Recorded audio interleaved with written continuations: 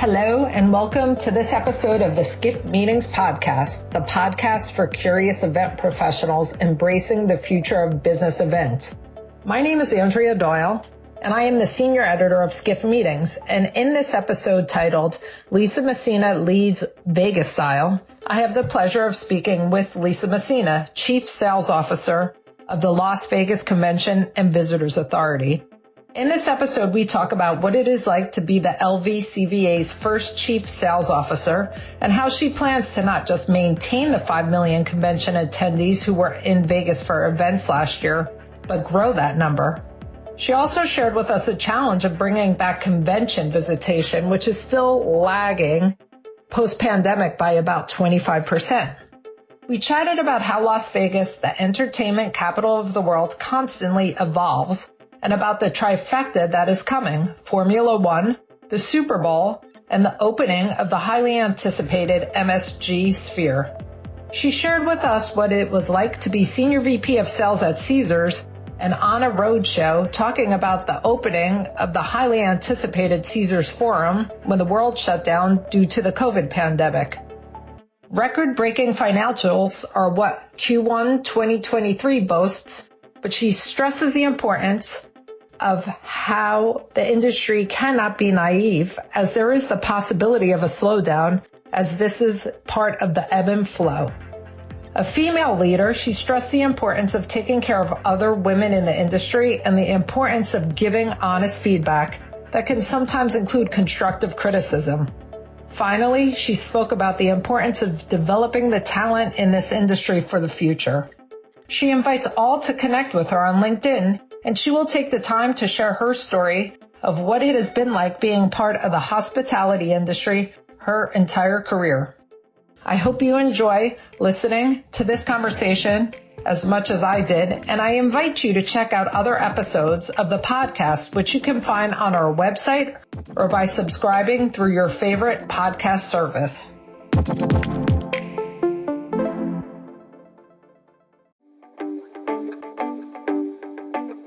Now for a word from our sponsors, PHL Life Sciences, a division of the Philadelphia Convention and Visitors Bureau. Host your convention or trade show in Philadelphia, one of America's leading life sciences hubs. PHL Life Sciences, the first and only CVB division of its kind, will connect you to the professionals at the forefront of your industry and to a culture you can only find in Philadelphia. A city known for its rich history that's forging a bright future, Philadelphia challenges the expected and defies convention. A world of discovery is waiting. Visit phllife.com to learn more.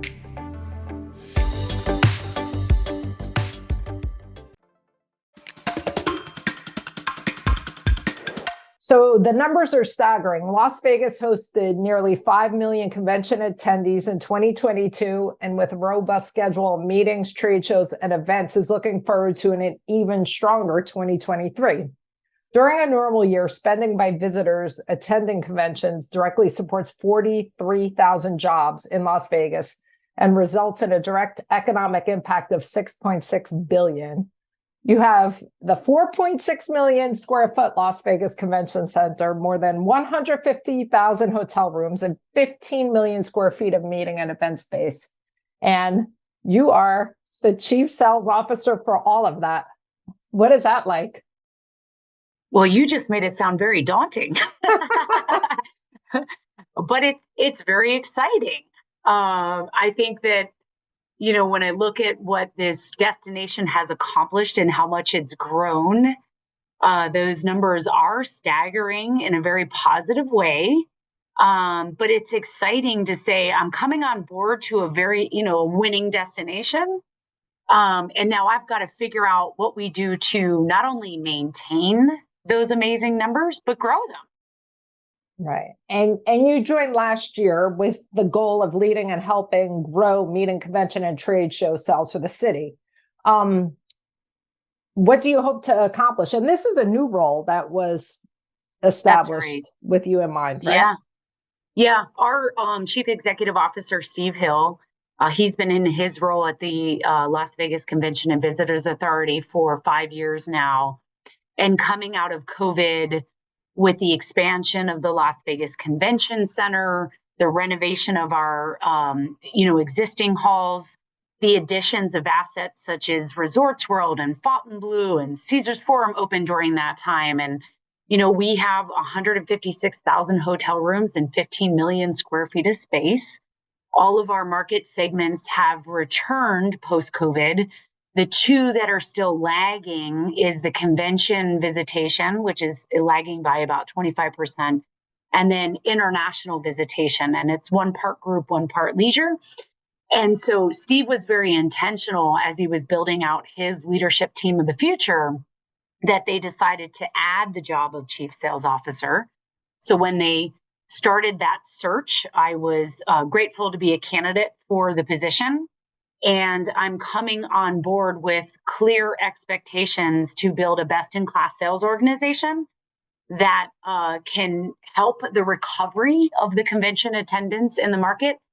And then we have to go beyond that because of all those new assets and extensions of meeting space that I just shared with you. So it's very exciting. Like I said, we're one of those destinations that I feel that I'm equipped, not only from my experience to do this job, but that I have the great fortune of selling this amazing destination that's just constantly evolving itself. So, when salespeople look at the types of jobs they want to do, yeah, sure, we like a good challenge. But as far as I see it, my challenge is simply maintaining those amazing numbers. I've got all the assets and resources to support the growth that Steve has identified for me. And you talked about evolving. I mean, you have a trifecta coming of Formula One, the Super Bowl, and the opening of the highly anticipated MSG Sphere. Can you talk about that a bit? Yeah, I mean, those are all great, points, right? So my part of the business within the LVCVA is the business sales. So we're here to drive the Las Vegas Convention Center business and attendance.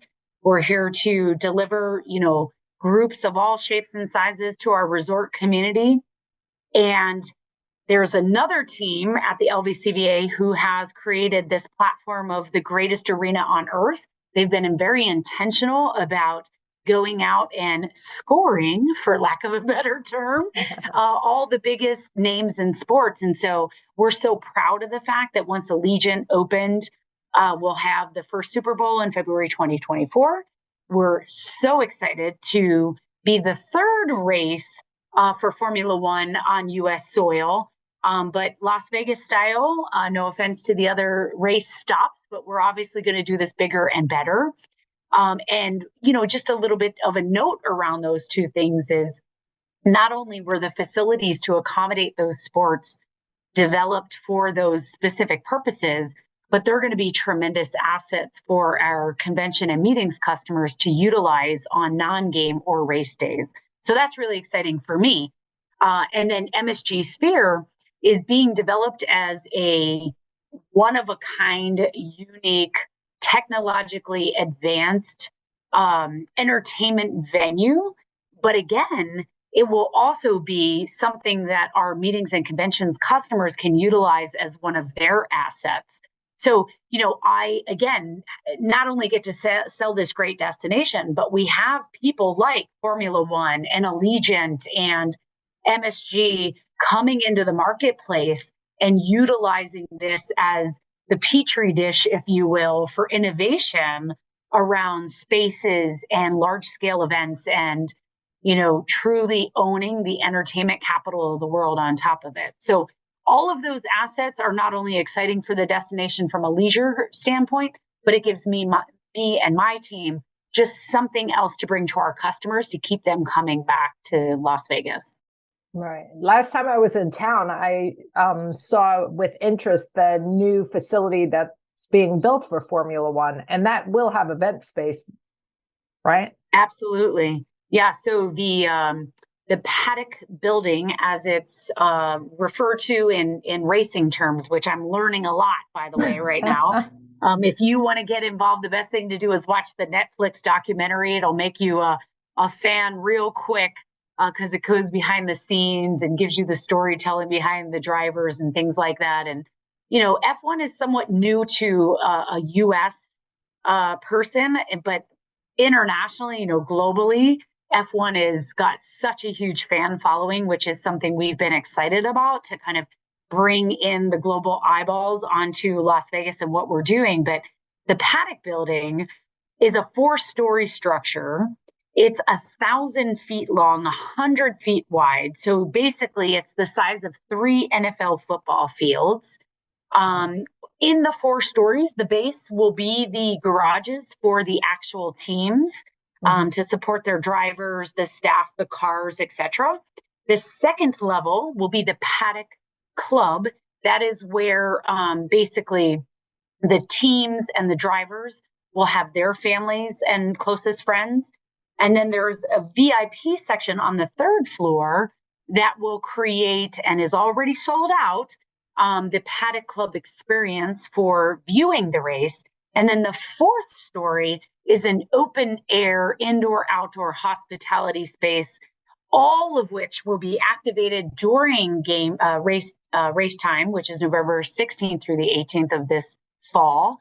But then once the race checks out, yes, they're packaging now what that looks like to create experiences for customers to buy it out for incentive events, off-prem events, recognition events, things of that nature. So it's really cool to think, you have to think that way to have a sustainable business, right? You can't spend all that money and just think that 3 days is going to make it pay back from an ROI standpoint. So we're excited to have that asset in our backyard now.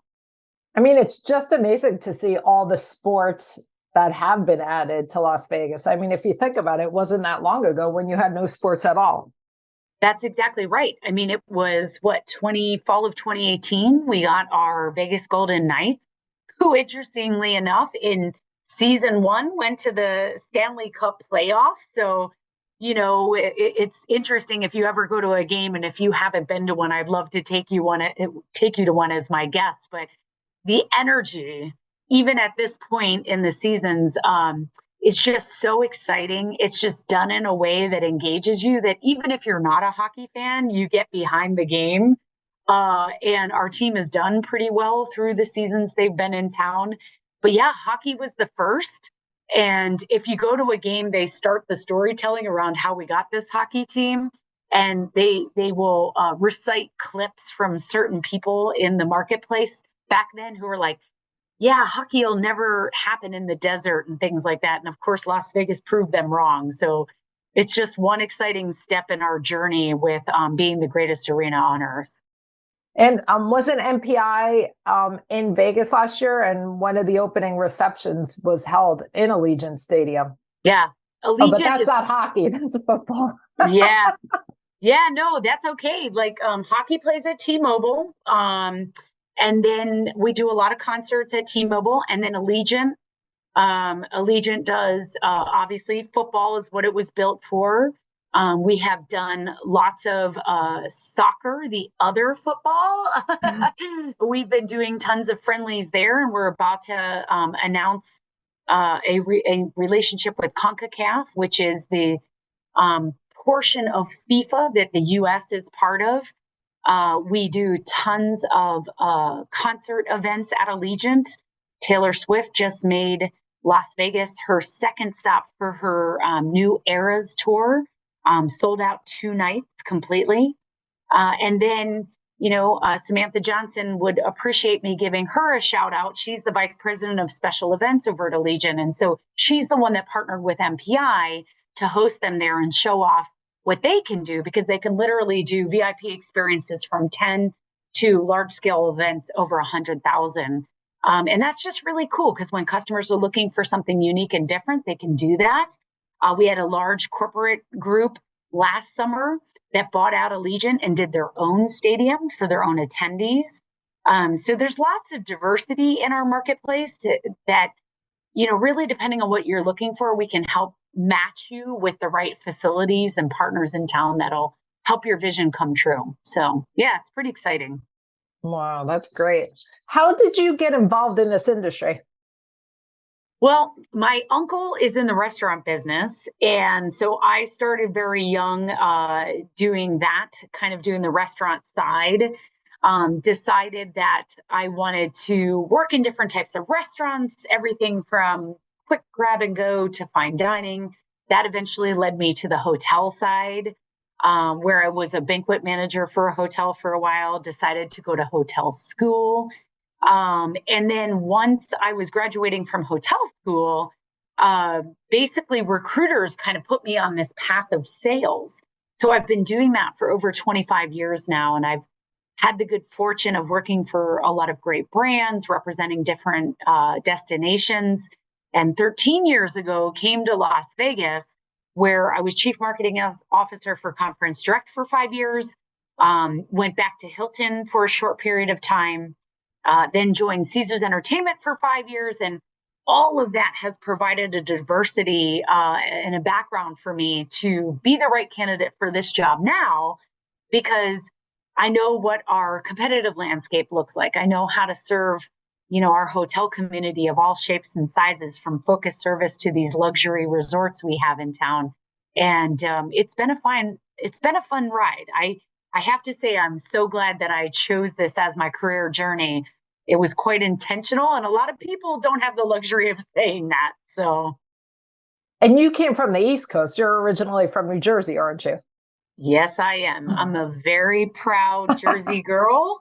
I don't have the accent anymore because I've moved around and been away from home for 25 years. But my first restaurant jobs were in New Jersey. My first hotel job was the Sands in Atlantic City, which you probably know, as being a resident in New Jersey, was imploded years ago.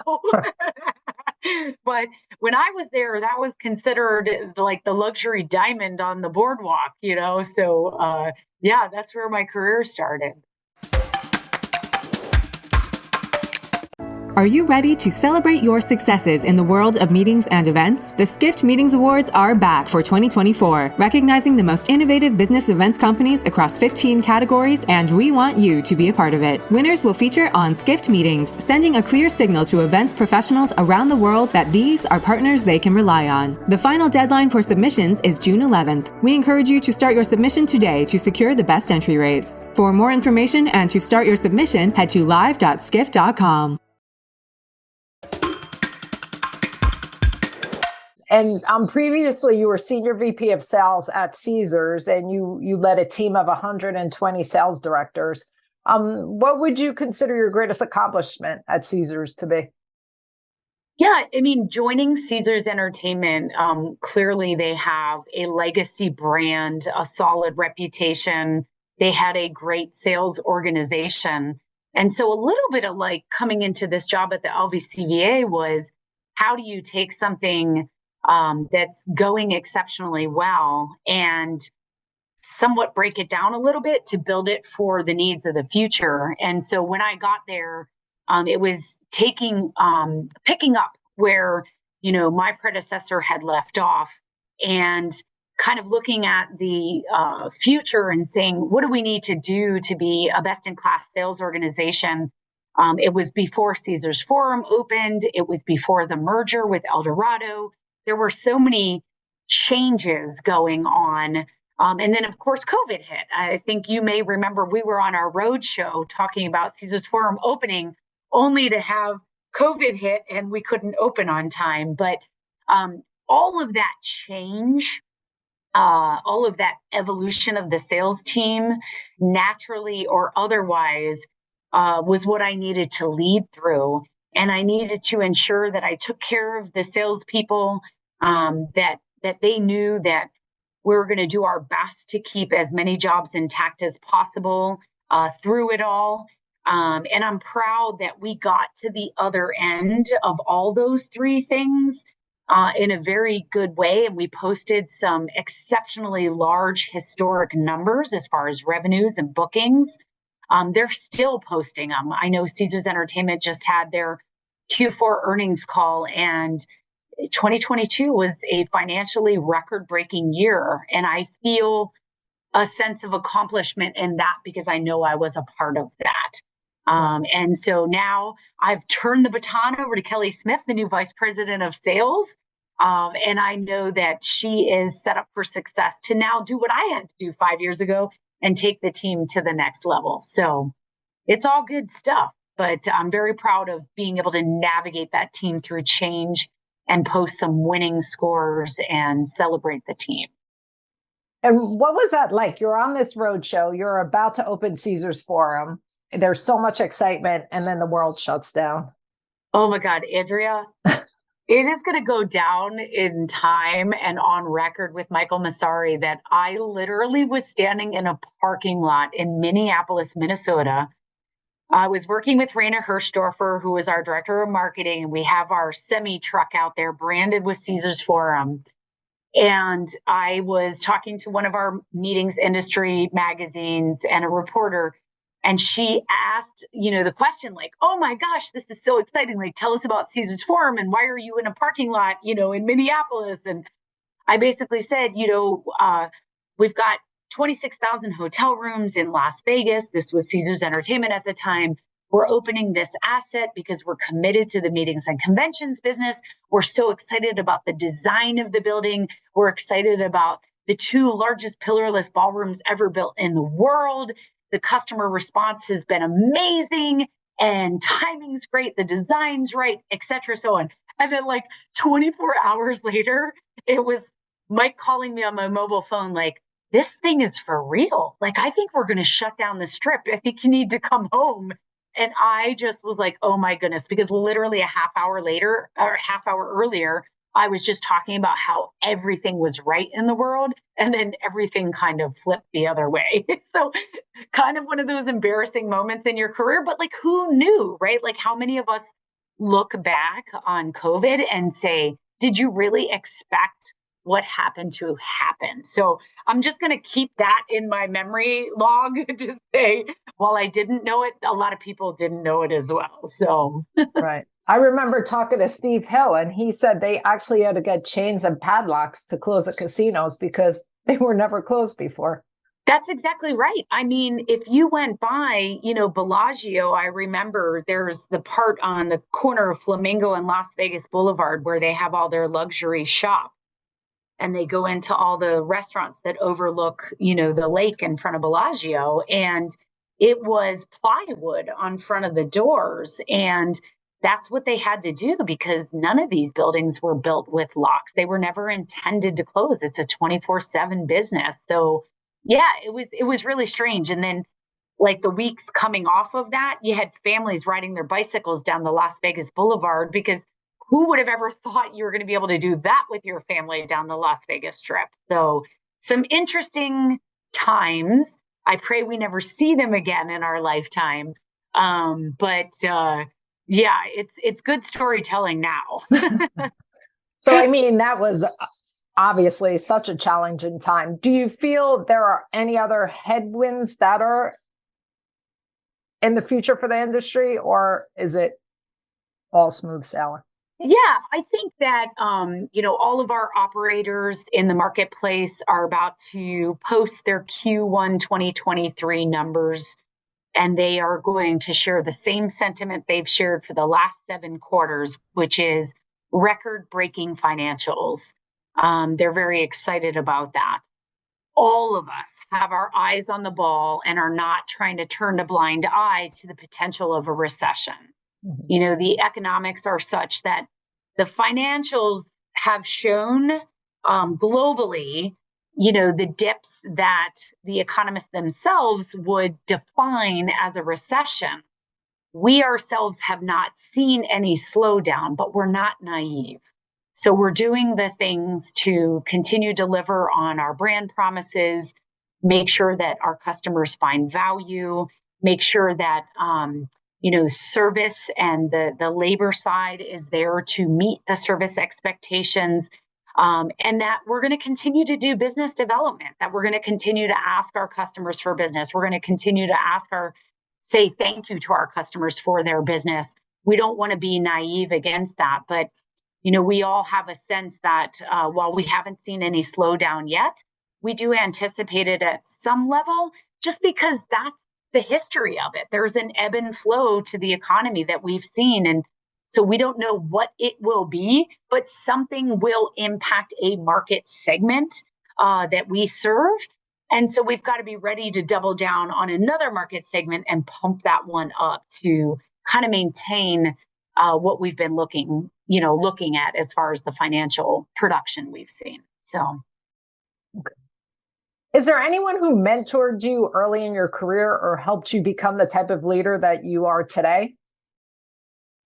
I'm really thankful that I worked for a lot of tough leaders. I think Bob Jacobs with Hyatt Hotels, who sadly has passed away from cancer a couple years ago, Brian Stevens, who's the CEO of Conference Direct, Michael Massari with Caesars Entertainment. My good fortune with leaders like them has been they've always been transparent and honest with me. They've always shared what's going well, what I could think about differently. They've given me the autonomy and space to lead and to make errors without being scared of making those errors. And they've all had a pursuit of excellence that I value. Without that just, heaviness on your shoulders that you have to be perfect, if that makes sense. Mm-hmm. So you strive for perfection. You want to be best in class. You want to be the best you can possibly be, but it's okay to make mistakes. It's okay to make bad decisions as long as you learn from them and grow from them. And so those are three individuals that I've been very thankful for in my career that have helped craft who I am as a leader. And you're a female leader who's broken the glass ceiling. How important is it to you to mentor other females coming up? It is exceptionally and very important to me to make sure that I am taking care of women and giving them the support, the encouragement, the mentorship that I have received. When I was coming up, there weren't as many women in the ranks. So a lot of my mentorship stories are men. But I'm thankful because the men that I worked for recognized that diversity in the workplace had a value long before it became a headline. So I had that on my side. But I've also had some challenging, times coming up as a female leader, sometimes only being the only female in a room or one of two of us, right? And so I take those learnings and I try to share them with people that I lead. And I'm very proud of the accomplishments like a Kelly Smith being able to earn, the promotion of the vice president role at Caesars Entertainment and many other people in the past. But I'm all about it. I often get tapped by people from all levels in our industry to say, would you mentor me? Would you spend time and talk to me about your career? Will you be honest with me about what you dealt with and how you handled it? And the answer is always yes, because I want to be that service to our industry and to the other female leaders looking to achieve the things I've achieved. Do you have a key takeaway for women coming up in the industry? It's be yourself. It's surround yourself with advocates, but advocacy in your support system also includes people who are transparent and honest with you. So you don't want somebody who's just a supporter because they want something out of you. You don't want a supporter just because they're part of your fan club. You need people who are also honest with you and will share the tough talk, right? Like if something doesn't go well, you want that person who says, hey, you need to think about this.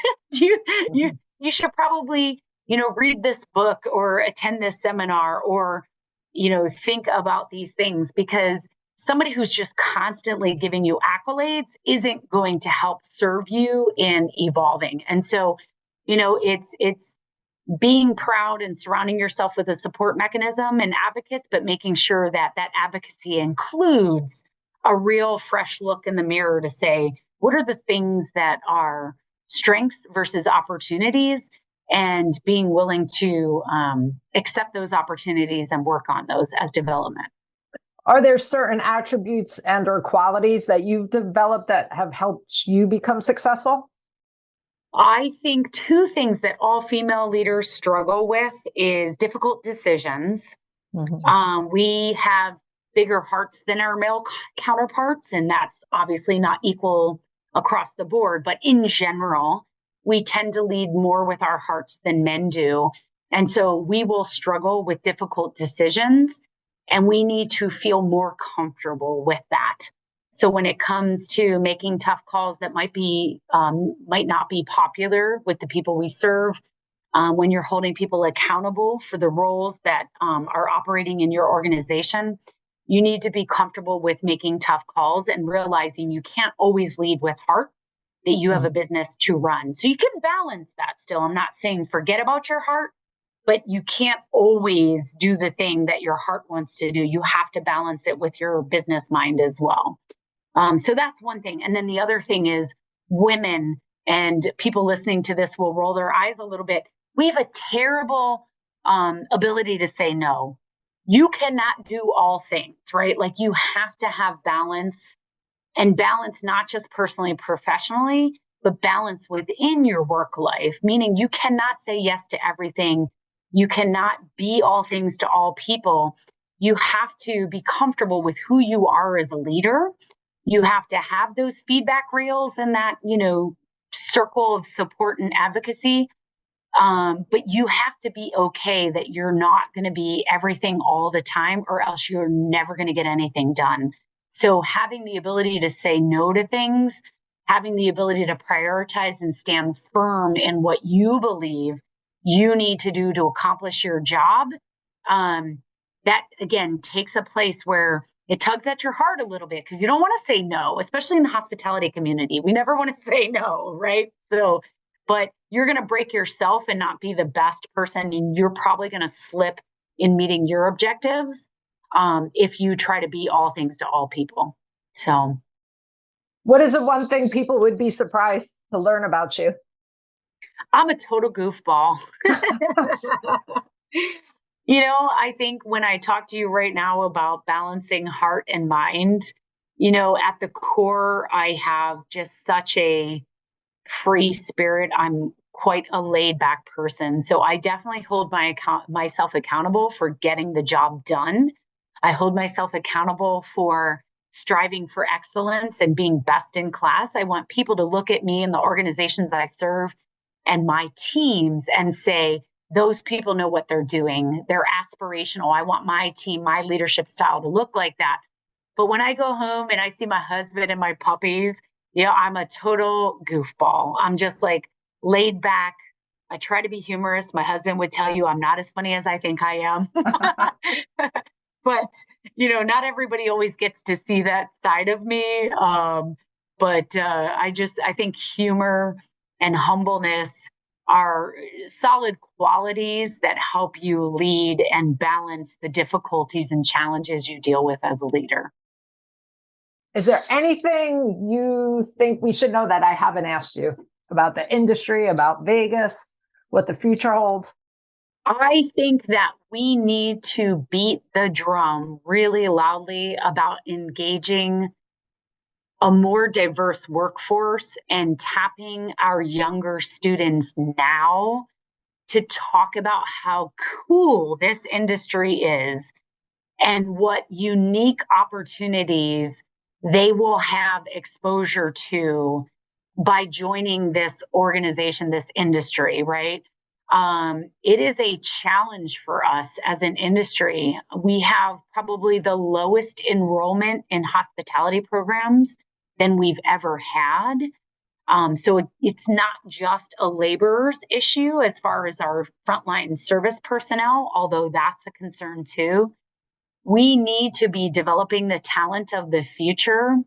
And, I just welcome anybody listening to this to reach out to me on LinkedIn. And I would love to share more about my story, engage young professionals in, connecting you with others in the industry who could tell their story, and really, just share what awesome things we've experienced by being part of the hospitality industry, and hoping to engage more younger folks so that we can build the bench strength for the future.